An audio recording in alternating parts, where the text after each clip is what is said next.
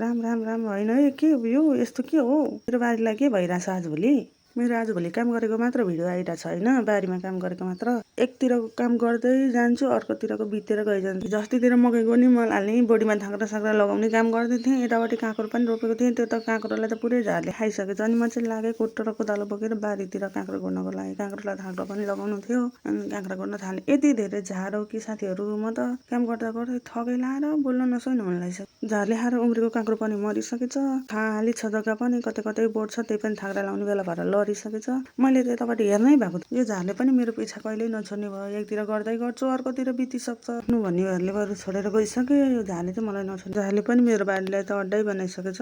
किसानी भइसकेपछि आफ्नै बारीको टपटप टिपेर खाँदा त मजै आउने हो तर यो काम गरेर फलाउनलाई चाहिँ